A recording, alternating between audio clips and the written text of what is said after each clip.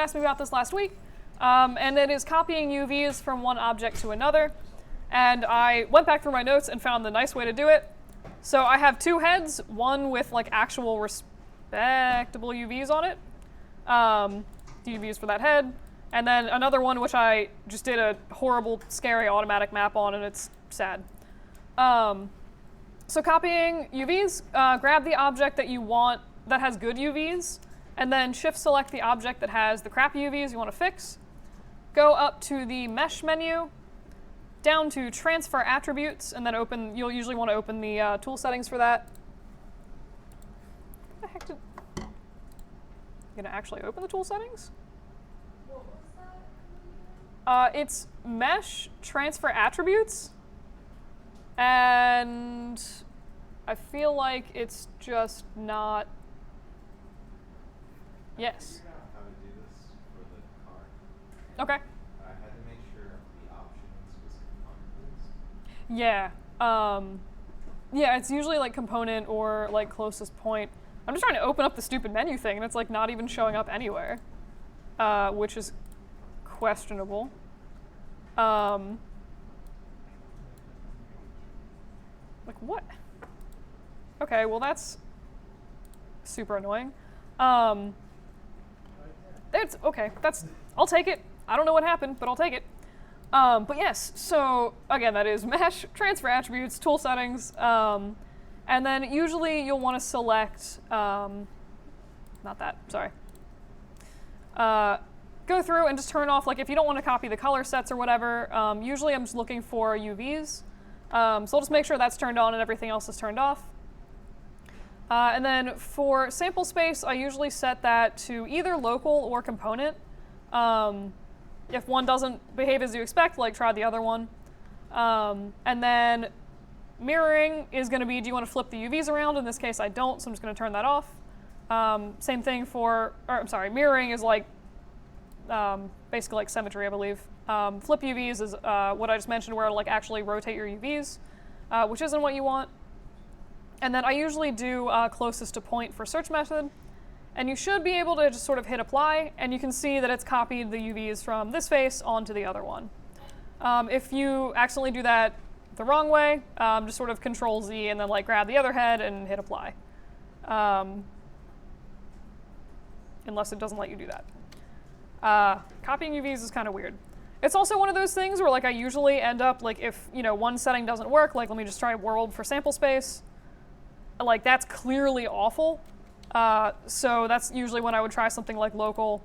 And like I said, like local and component seem to kind of be similar in the way they behave. But just kind of like twiddle with options until one doesn't explode your stuff. That's like a 2-second demo on how to copy UVs. Are there any questions about that? Alrighty then. So I have a bunch of things to go over. For your class, I guess in particular, so I was thinking of doing like dynamic curves, so if you wanted to do something like a tail or have just like a curve automatically flop around and drag a rig. I have some stuff about NCloth, how you can sort of rip it or do transform constraints so that it like sticks to an object. I have a bunch of stuff about particles, and then just sort of a few things on like dynamic objects, which is basically just like if you want to smack a bunch of blocks off a table, it'll automatically simulate the blocks so you don't need to hand animate them. Anybody have a preference for the order? Oh, wait. And I also have, I did find out a way to do a batch render from multiple cameras at once so you don't need to manually set them up. That feels like, okay, cool. All right, so it involves render layers. I'm not going to super go into how render layers actually work. There's like a lot of crazy stuff that you can do with them, but I'm mostly just going to show you how to set up enough to render from different cameras. So I'm going to throw in like a crappy physical sky, and I'll throw in a ground plane because I can't help myself. And I'm just going to make 2 random cameras and do something sad with them. I'll probably just like throw one here and then like duplicate that and do look through selected again and be like, all right, this one's actually looking at it from the back. Who knows? I'm just going for like easy, obvious difference in cameras. I'm also just going to, for grins, do some kind of sort of sad animation on this so you can at least see like the changes that are happening. And I'm also just going to go in and just like do a really sad, tiny renders for this. But basically, what you're going to want to do is, again, set up some render layers and effectively override for each layer which objects you are rendering. So to actually set up render layers, if you go into Windows, Rendering Editors, and Render Setup, it's going to pull up this window.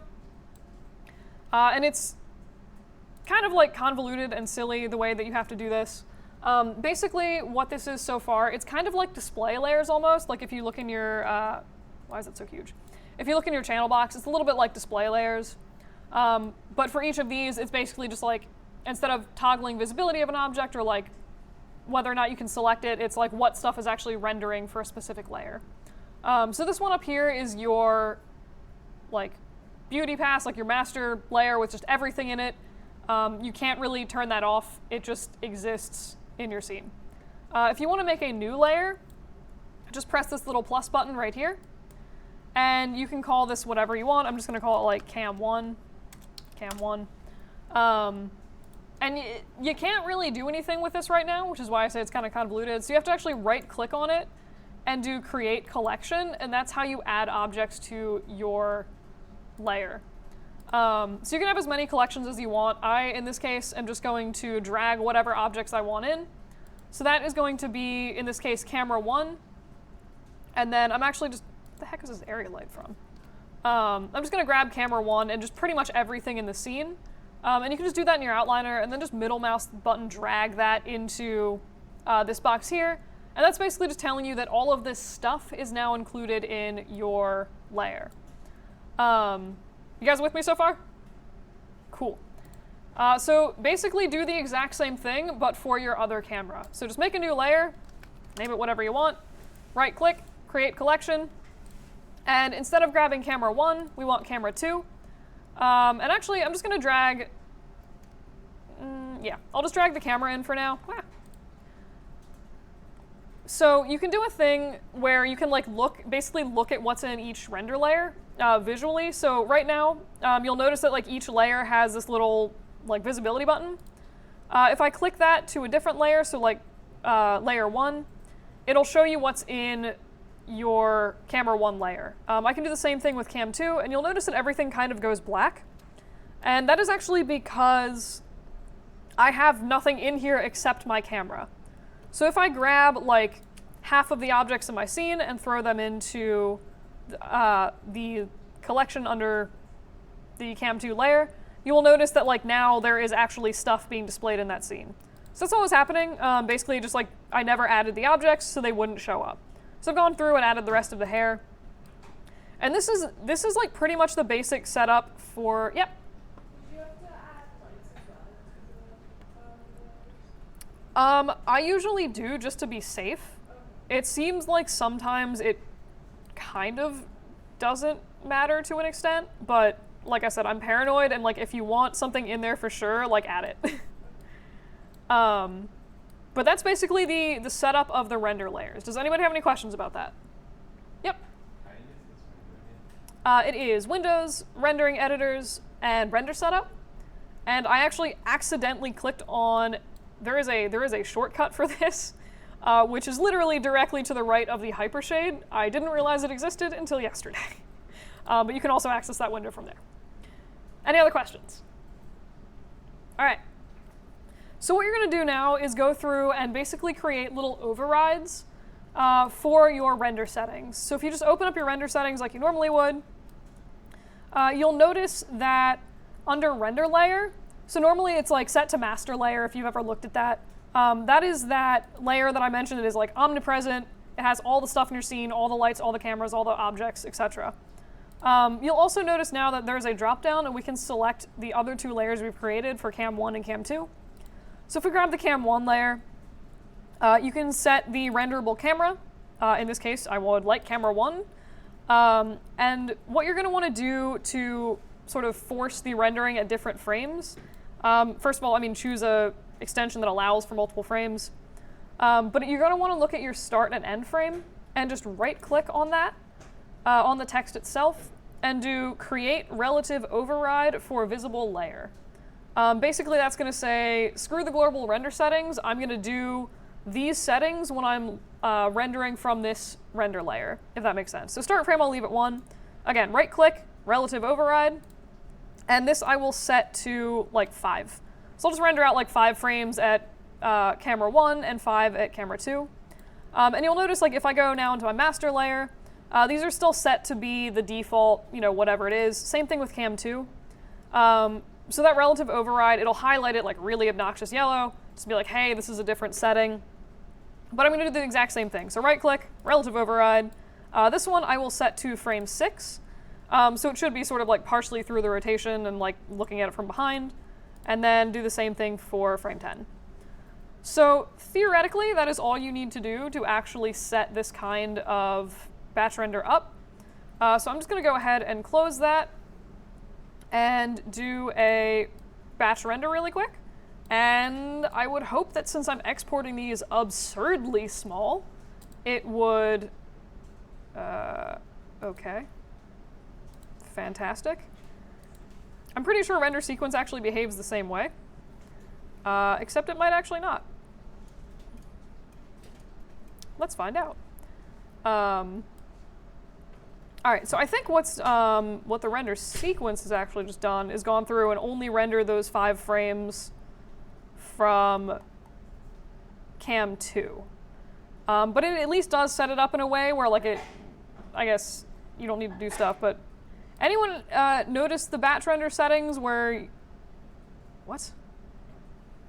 Is it, oh, fantastic. It's also rendering in the background for the batch render. That, you gotta question bias sometimes. All right, so if I can figure out where the stupid default project folder is, I am just dumping everything in there. It's not a thing. Oh, whoops. Haha. So it's gone through and it should dump everything. Of course I rendered it from Photoshop. Crap. So you'll notice that it pretty much rendered like the master layer, and it's gone through and done all of the frames for the master layer. And that's probably just rendering from my perspective camera. And then it also has gone insane and done all of them for cam 2 as well. But apparently this one has worked. Interesting. Sometimes it takes some troubleshooting. But yeah, so I mean, at least for camera 1, it has gone through and done frames 1 to 5 like I told it to. I'm just gonna really quick double check my render settings and make sure I didn't like do anything dumb for these. And I'm also just gonna say like 0 and 0. That's very strange. Let me really quick switch this to like a TIFF.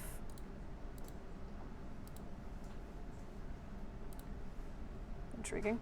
But I mean, I'm not entirely sure why this isn't working. I'm doing a quick test really quick. But basically, it'll make a organized little folder for each of your render layers, and then you can just sort of like have everything easy to grab later when you want it.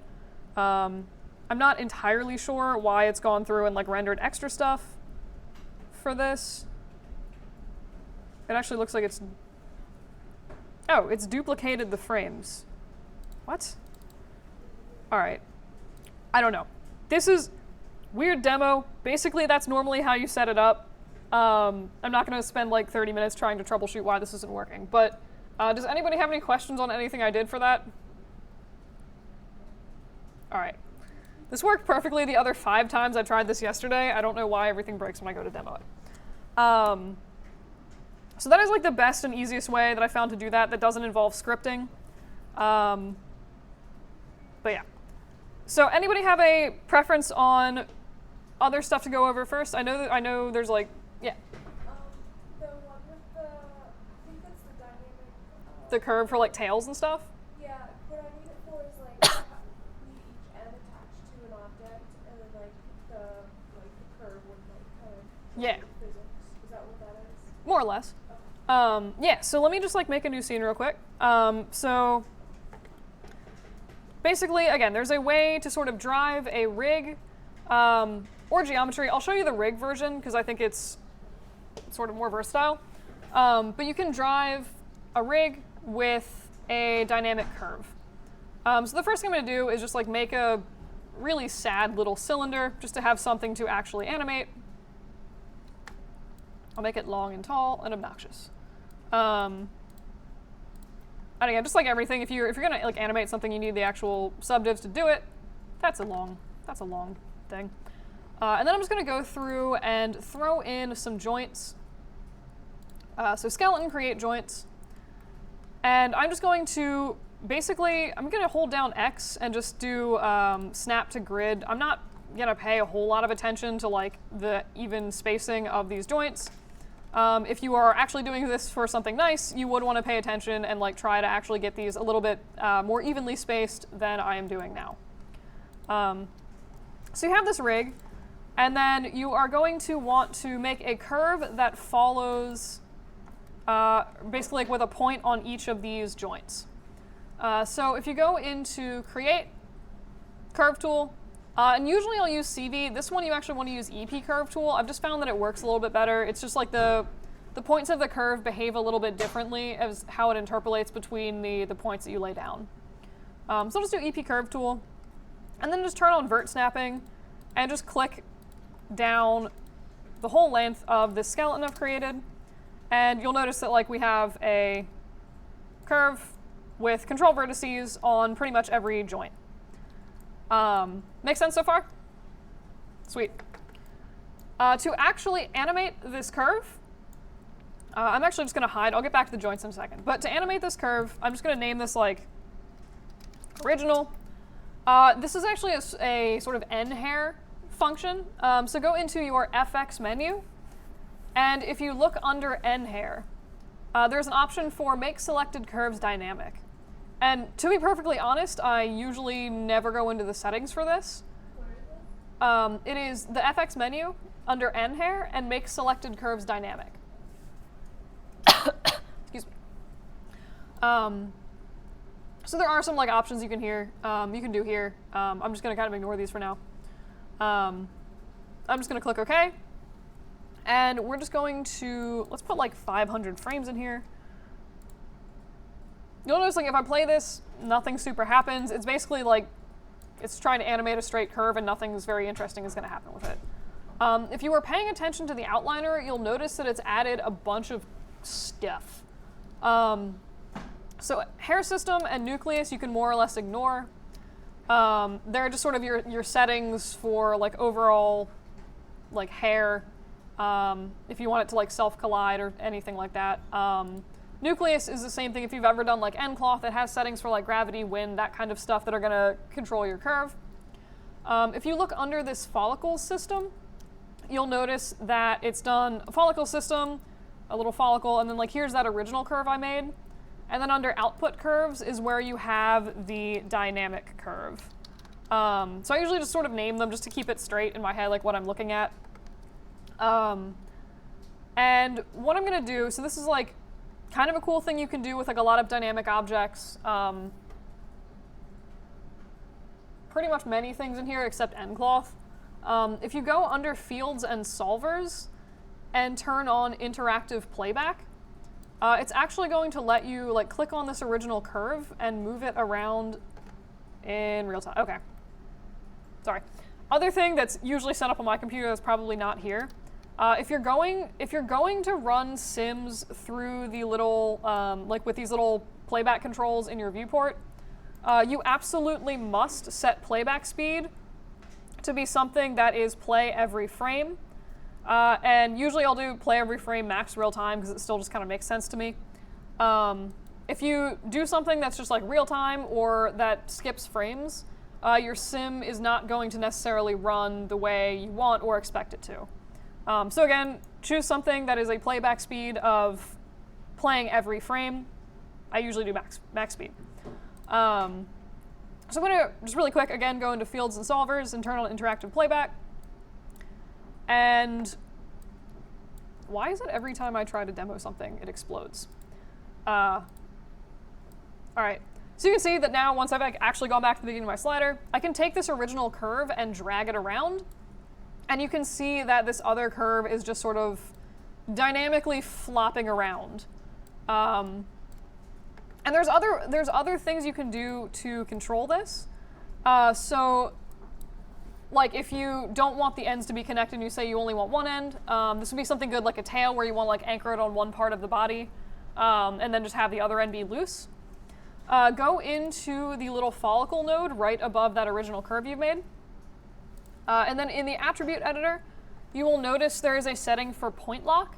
And right now it's set to both ends. If I set that to base, it's going to attach to the first point that I made. I can swap that to tip and it'll snap it to the other end.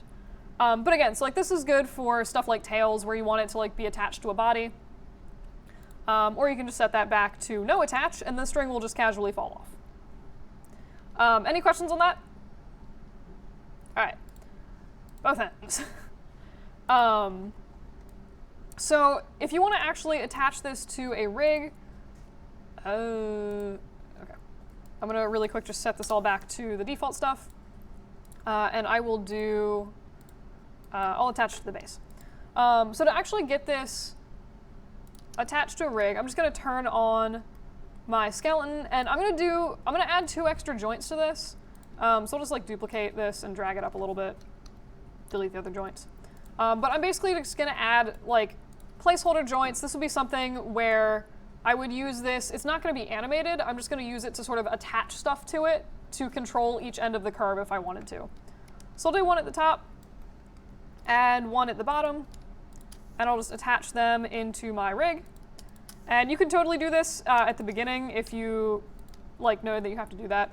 But to actually have this driven by a curve, you are going to go into your rigging menu, and you are going to want to make a IK spline handle. So not like the normal IK handle, IK spline handle.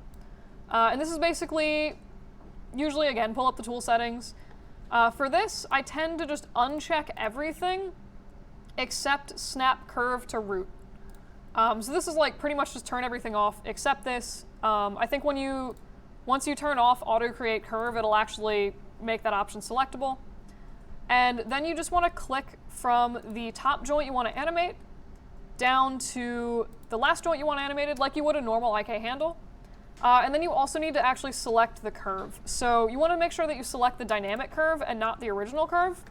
Otherwise, it's not going to flop around with the curve that's you just set up to be flopping around. Make sense so far? Cool. So again, this is the IK spline handle, and you just want to make sure that pretty much snap curve to root is the only thing selected. So theoretically, if I were to go in and once again just go to my FX menu, fields and solvers, and interactive playback, if I grab this original curve, I was going to say it should be dragging the joints with it, but it's not. Let me actually test a thing really quick. I usually do, yes. Everything always explodes when I try to demo it. I'm just gonna set some like sad keyframes here just to like make sure that it's not a weird. You'll notice like what happens if I scrub through my timeliner. It doesn't usually do great stuff. All right, why? Oh, God. Hang on. This is like one of those things where I test all this stuff 8 times, and then I come in and it explodes.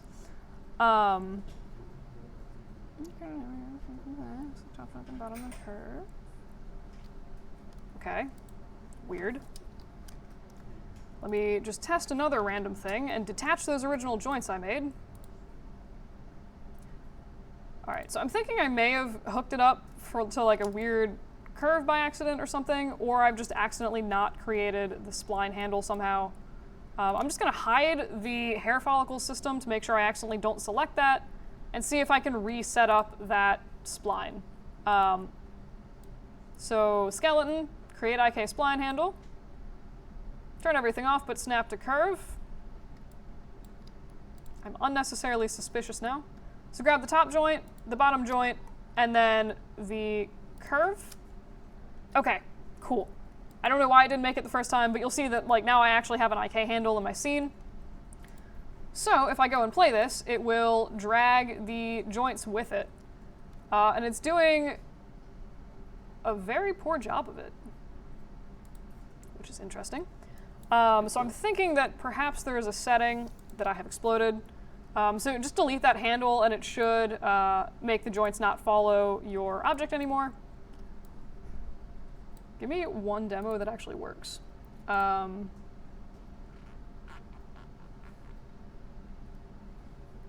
That's the thing. So I think I might have selected it wrong. All right, top joint, bottom joint, curve.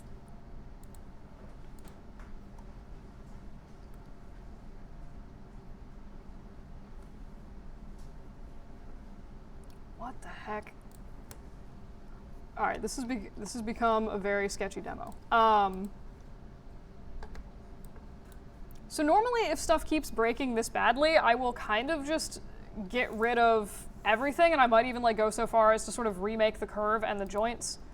Because I find usually when I do that, it's some kind of like stupid issue that I've set up previously that like is causing something to break.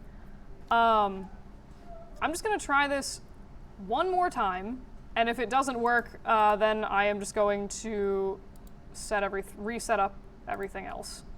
But normally what happens, anytime that I'm doing this and not trying to demo it for class, it works beautifully, and it makes really nice wiggly motions in the curve. Why? Oh. That actually might be, okay. I think I set something up badly in the outliner, and that might have been what's causing it. So it looks like what's happening is like the top joint sort of wants to stay where it is, but like the curve itself is moving, and then it's like causing some weird stuff where like the joints are pulling kind of strangely. So I'm just gonna delete the keyframes on that original curve, put that back to where it should start from, and so this is gonna be set up like a tail, so I'm gonna use this joint to basically drive the rest of the skeleton, or the rest of the curve.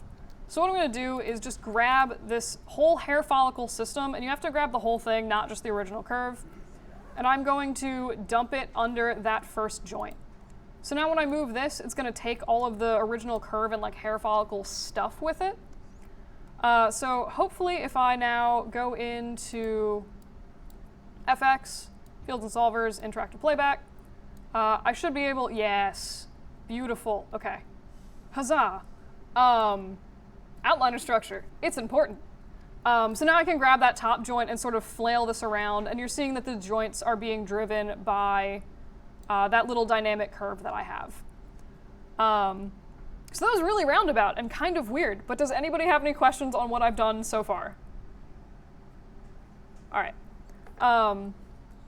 So basically, just to summarize, if your curve is behaving weirdly, something is possibly parented incorrectly in your scene. So this is good for like a tail. If you wanted to do something where it was great. If you wanted to do something where it was like attached on both ends, you can still do that. So just go in and grab your little follicle and say attach at both ends. And you should then be able to, I really like Interactive Play Blast, it's fun. So this is like, you know, kind of like a jump ropey effect. You should also be able to attach, since this is a rig like anything else, you can attach controllers to it and control things that way. So if I go through and I just make some like goofy little controls, I'll attach that to the top, to the top joint and the bottom joint. And I'm just gonna constrain these like I normally would to any other joint. So if I do my rigging menu, constrain, I'll do a parent constraint and just keep maintain offset turned on. And do the same thing down here. And I'm just gonna throw in some like real sketchy little keyframes on these. Nothing particularly fancy. I just want these to sort of do something. Okay. Hooray. All right. This is probably gonna look really awful. But you'll notice that like as soon as I did that, it's gonna Blah. Well, it should theoretically drag both ends of the curve, except it occurs to me. Sorry guys, sketchy demo. Oh, okay. Haha. I think I realized a thing. This is the one thing I didn't actually test yesterday because it just occurred to me this morning. I'm going to try this with instead of making that extra joint at the bottom, attaching that controller directly to the bottom of the rig and see if that explodes. All right, hang on. There's a way to do that. That might be one of those things where like I don't mess around with it a lot right now, but I'll figure out how to do that because there's definitely a way to do it. It's possible that I've just messed with this so much I've kind of broken things. But yeah. That is the basic sketchy premise of how to do that. And like I said, so if this was like something like a tail for, you know, like a sock monkey or something like that, you could just attach that joint directly into the skeleton itself and just have, like, anytime you would move the hips, it would just sort of take that with it and drive the tail. So accepting that that was another kind of weird demo, are there any questions on that so far? All right. If you need to modify at any point the properties of the curve itself, so I'm just going to set this to back to base so it's not attached on the bottom. You can modify like the stiffness of the curve. So this is basically the start point.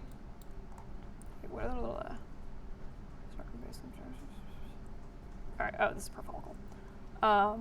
But there's like a bunch of settings you can play with in the follicle, and should be also.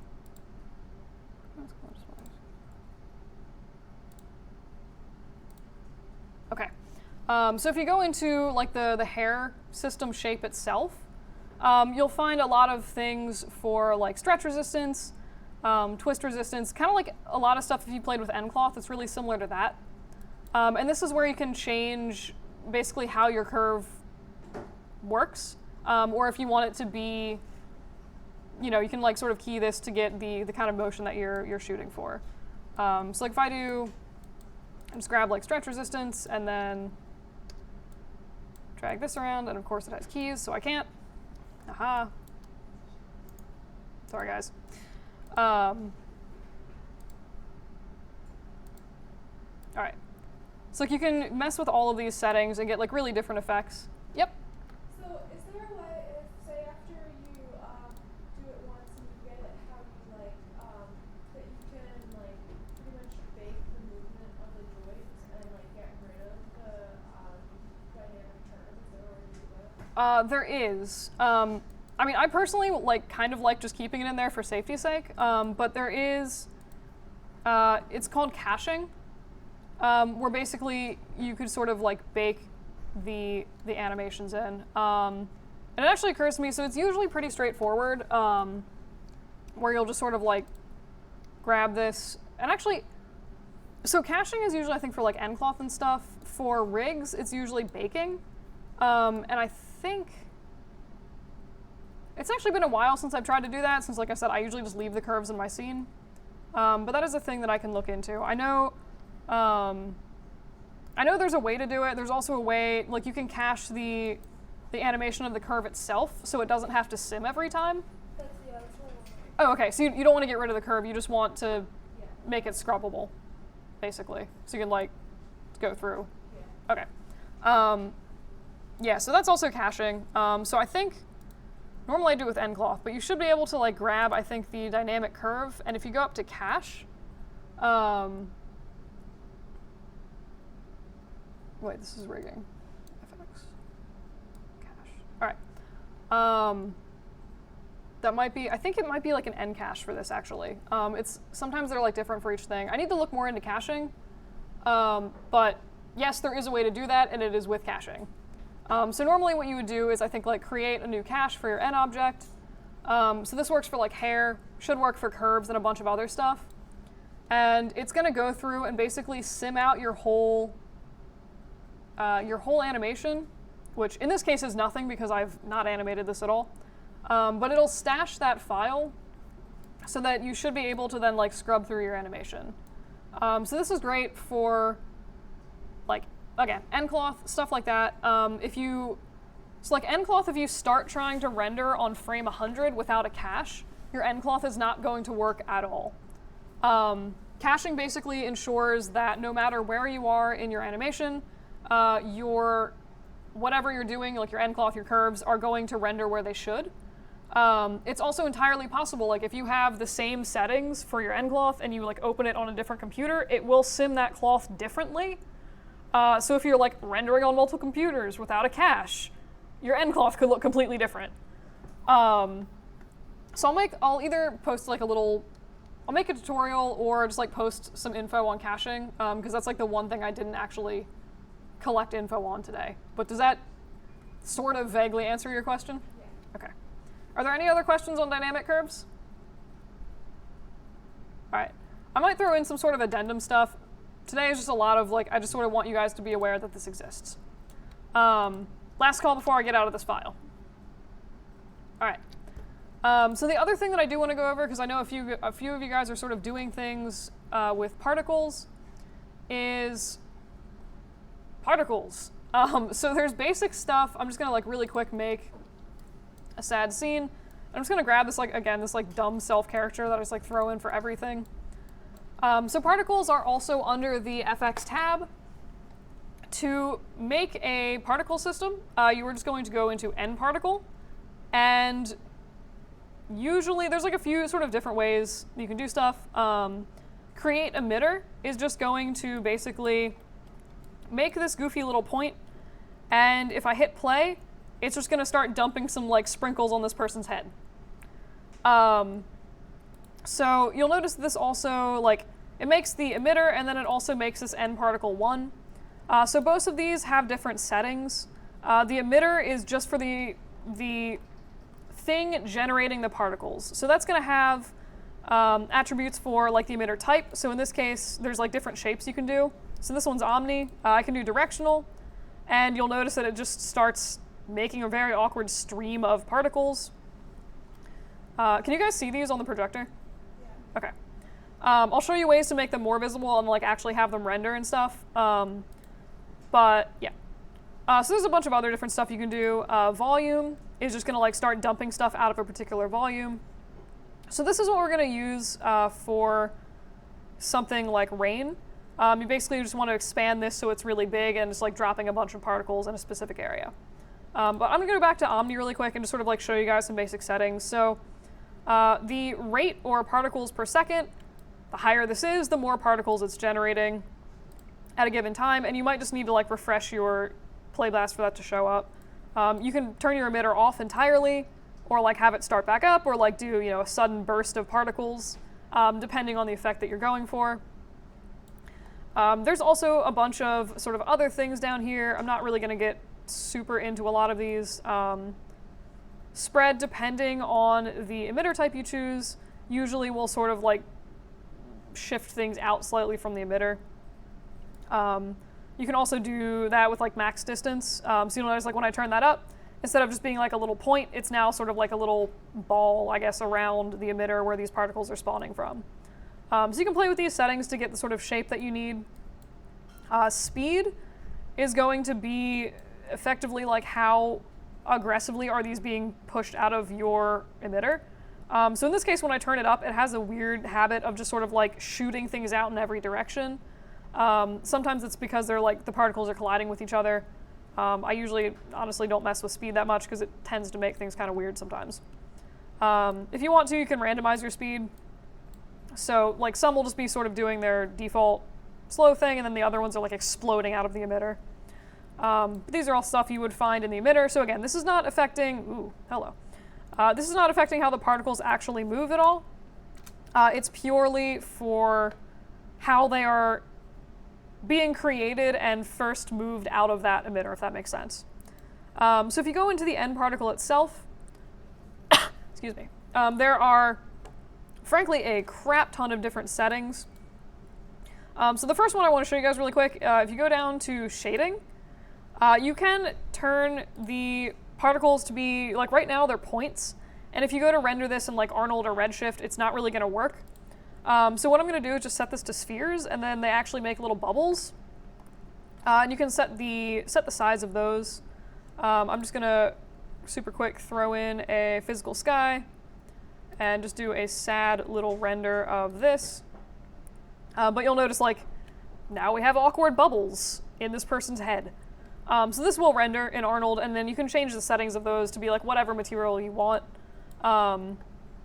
Basically, once they're spheres with actual geometry, they can be assigned any material that you want for your renders.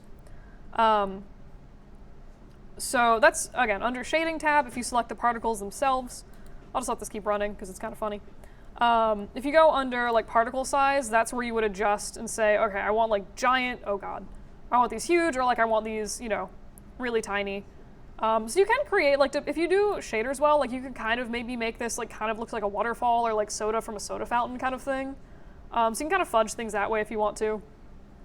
You can also fiddle a bit with the radius or like the scale based on certain attributes.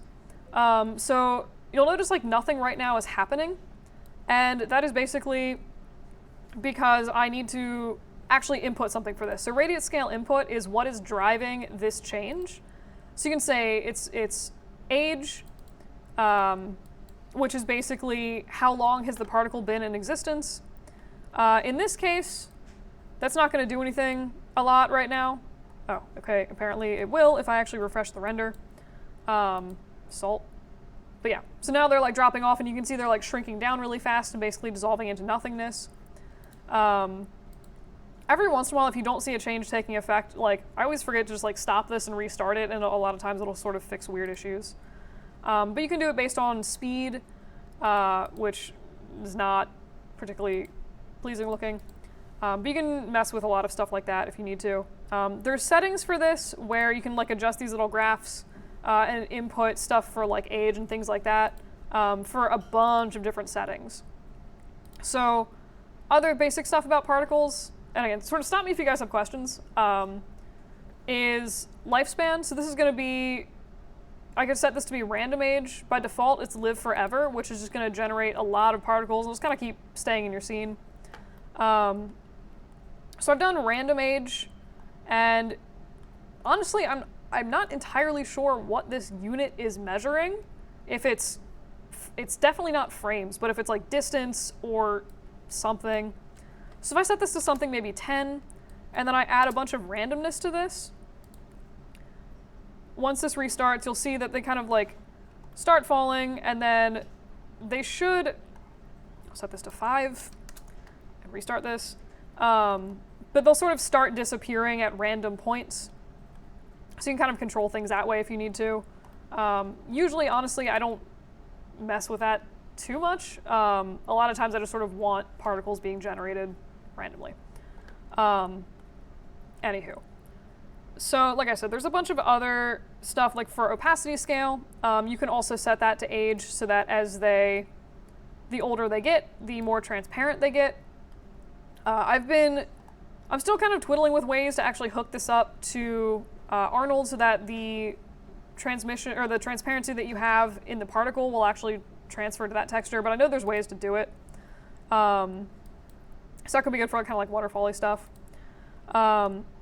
Apart from that, there's a few things I kind of look at. So there's like dynamic properties and collisions. So if you start with collisions, and that's just going to be, I'll turn on self-collide. So by default, these particles are not attached to each other. If you turn on self-collide, you can see that they're sort of like hitting each other and then falling off. So this could be good for something maybe, I don't know, this kind of looks like a fountain of gumballs.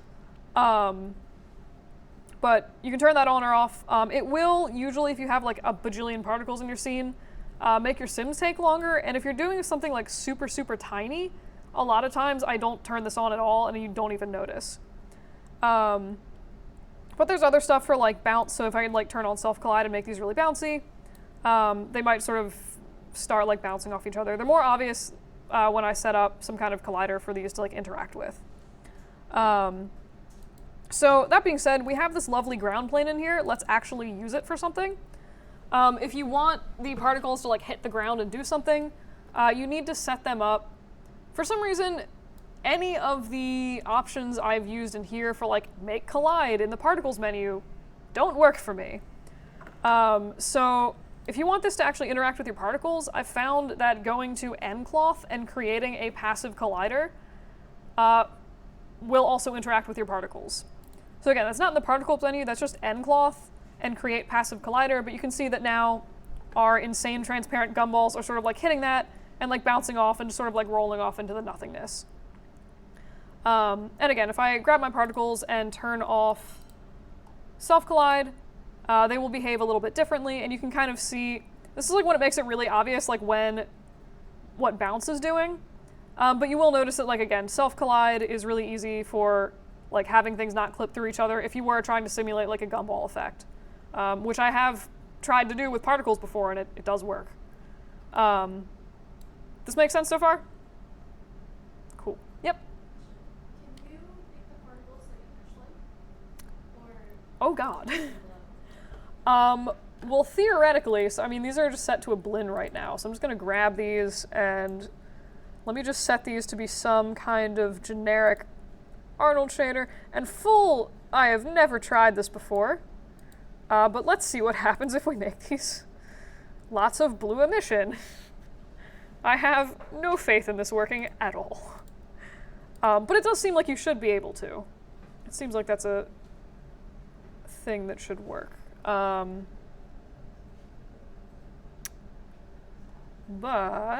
I could be wrong. Oh, I think I just need to actually... Oh, whoops. Haha. Oh, God. Oh, wait. Oh, my God. I'm doing transmission. My bad. I was looking for emission and not transmission. I'm just a dingus. All right. So, yeah, turn on emission. Yep, you can make them glow. That's delightful. But you will notice, like, again, it's not picking up that transparency. I think it just sort of reaches a point where it's either on or off. And there is a way to hook that up. I just need to figure out what it actually is. But you can make them glow, and that's real weird. Really weird effect. I would imagine you could also make it a mesh light if you wanted to go that way. That would be more physically accurate. It would probably take a long time to render. Any other questions? All right. Random experiments. Cool. So that's just sort of like basically like how do these work. So really quick, I'm going to go through and show you guys how to set up something like rain. And let me just mesh combine these dudes. So I'll give this something else to bounce off of. So I'll just grab this little head and just, again, ncloth, create passive collider. And now my particles should also bounce off of this head if I haven't frozen and crashed Maya. Jury is still out. Hey, I broke Maya. All right, let's reset up the scene. Any questions while Maya's still starting? I know you said about like changing the shape to like a sphere, but can you add like a custom shape? You can.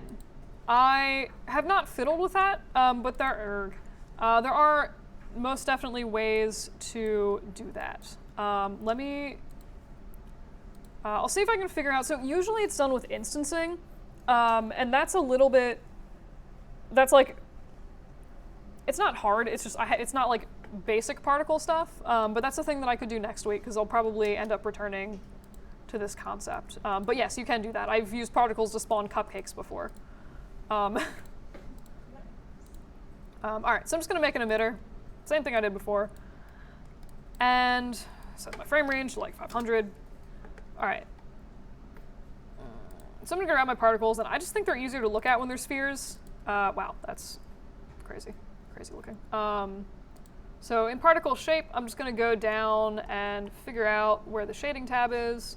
There's like so many tabs and sub-tabs in this, I can almost never figure out where I'm actually looking. Wait, this is... What are you doing?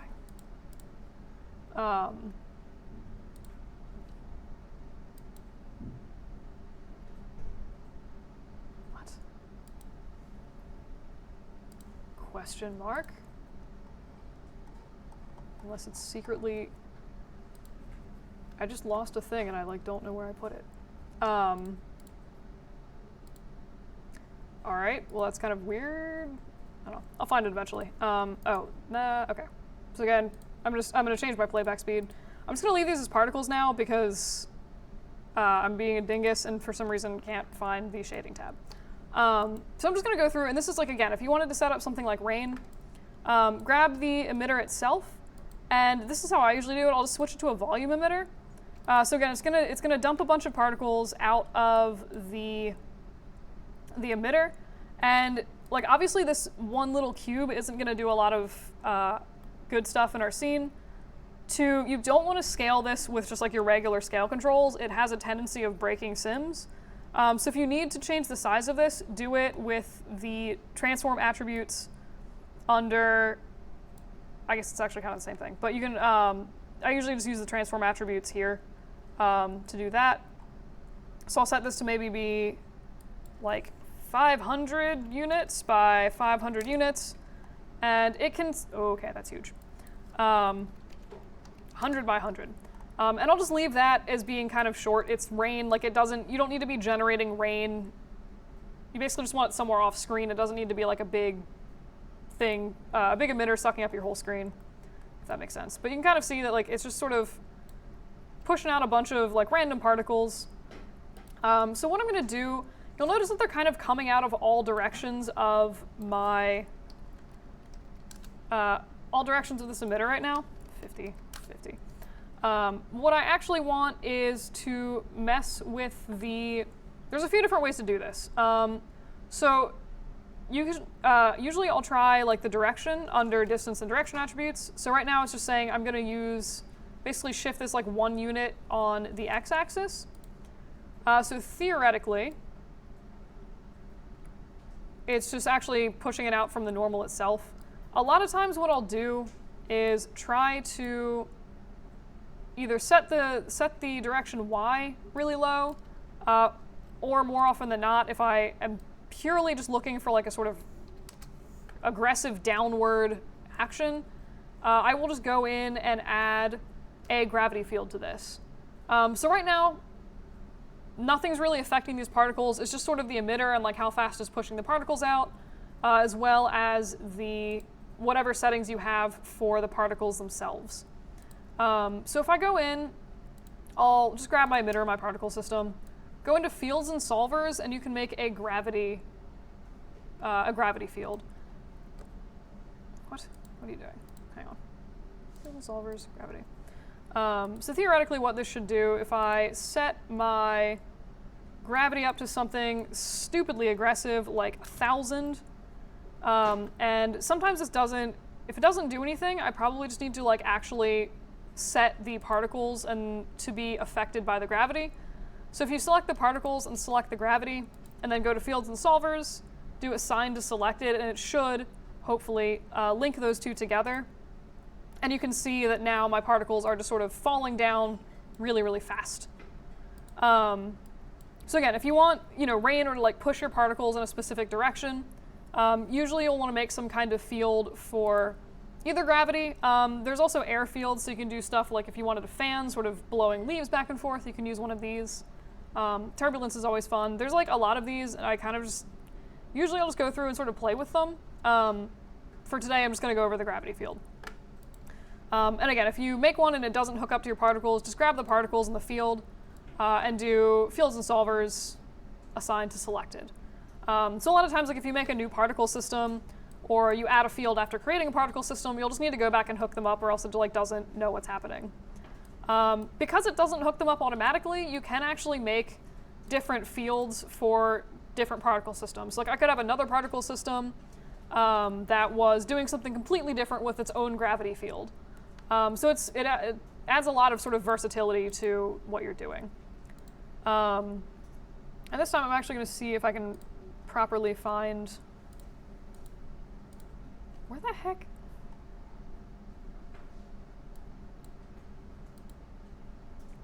This is actually the default what am I saying? Default shader that it uses for particles. If you've ever like looked in the Hypershade and been like, what's this random thing here? It's used for particles. And for some reason, I like legitimately can't find the stupid shape node to turn these back into actual objects,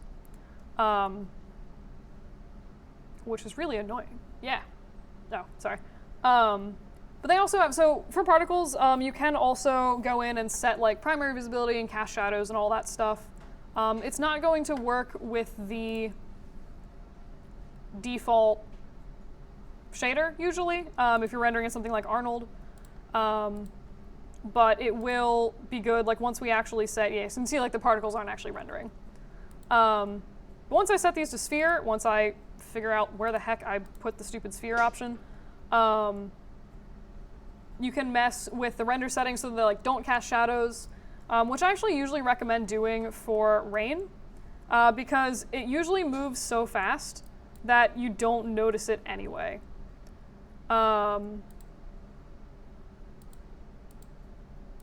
This is super irritating.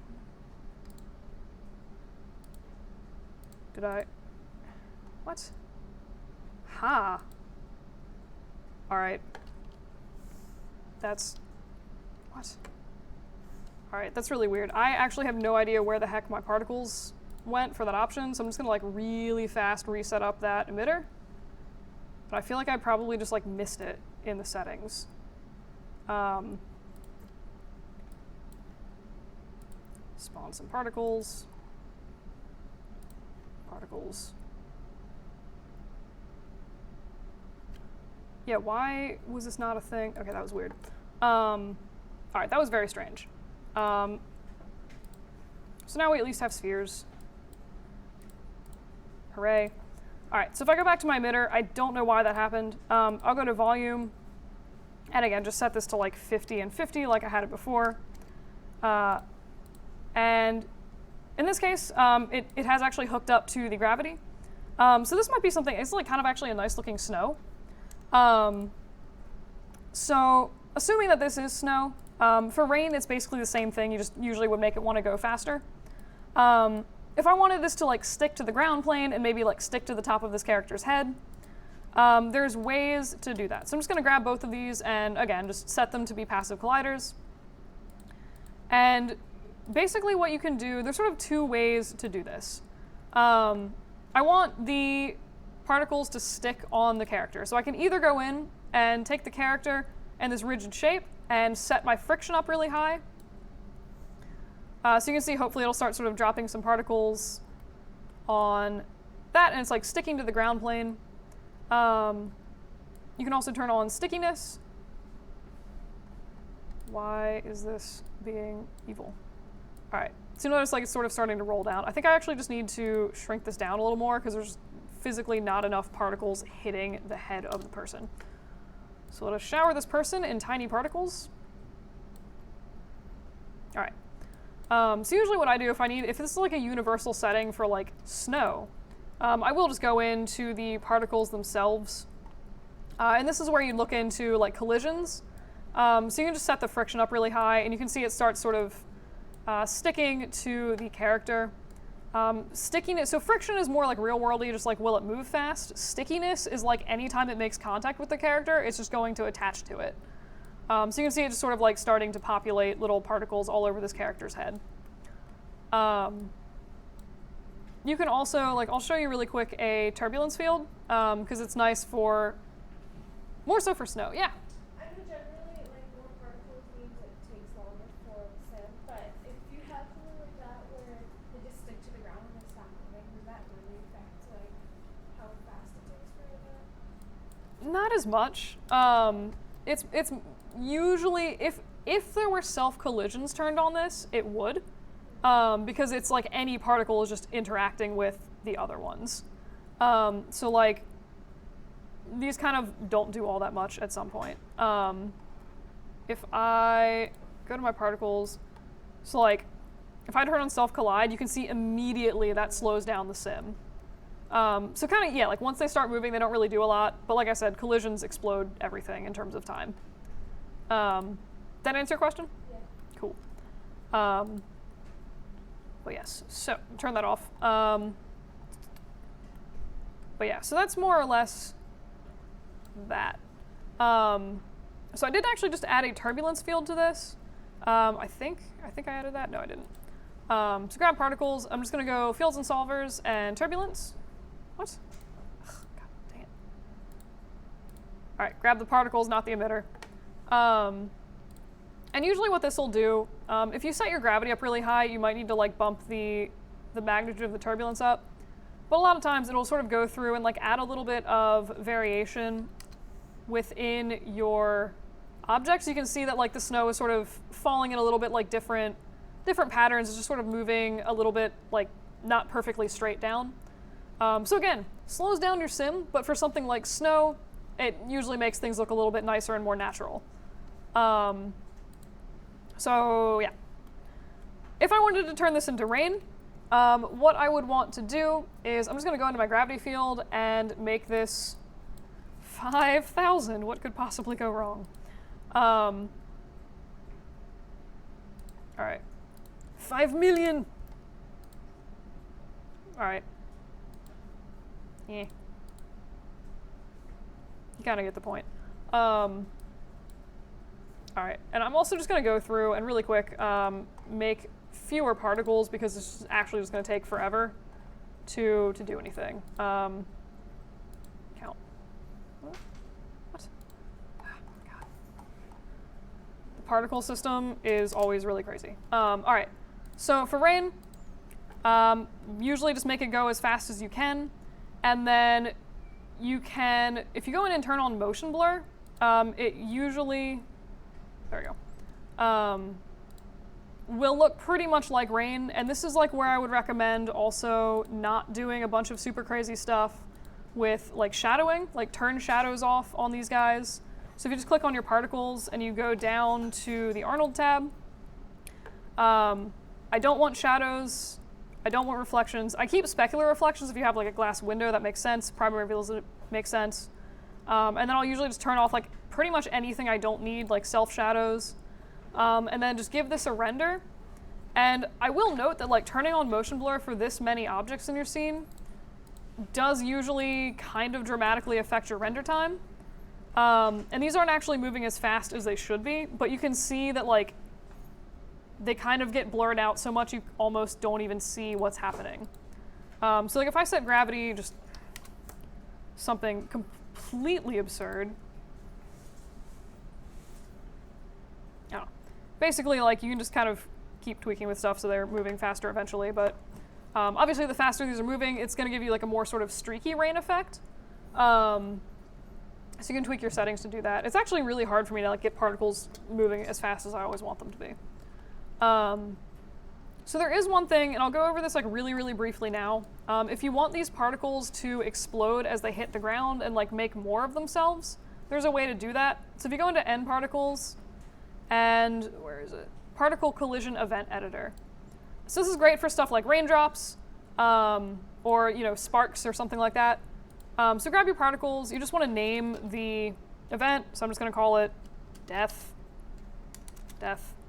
And basically there's a few settings that you can do here. So this is going to say, when do you want this to happen? I either want all collisions, so anytime this touches something, or if you uncheck this, it'll be like after two collisions. So that would be like, bounce twice and then explode. I'm going to do all collisions, and then I'm going to, I found split usually behaves weirdly for me, so I usually do emit. So basically each particle becomes its own little mini emitter that will spawn more particles. So in this case, I'll just set this to like 5. You can tweak the spread. I'm going to ignore that for now. And then inherent velocity is usually I keep it checked on if you have like a moving particle. It's going to keep the speed from the original as the new ones explode. And you can set the original particle to die. So like once your big raindrop hits the ground, I want that to disappear and basically turn into or spawn mini raindrops. So I'm just going to create that event, and you'll notice that it is deposited up here. And it's also gone through and created an entirely new particle system for those extra spawned particles. So if you go into that, you can also just say, make a little new event for that, which is basically, I'm just going to say, after 2 collisions, like these particles die, I don't want them in my scene for eternity. I want nothing emitted and the original particle dies. I'll make that effect. I can go over this, I'm just sort of like rushing through so I can let you guys go. But you'll notice like now as these hit the ground, the new particles aren't really doing all that much right now because I need to play with some of their settings, like self-collide would help spread them apart,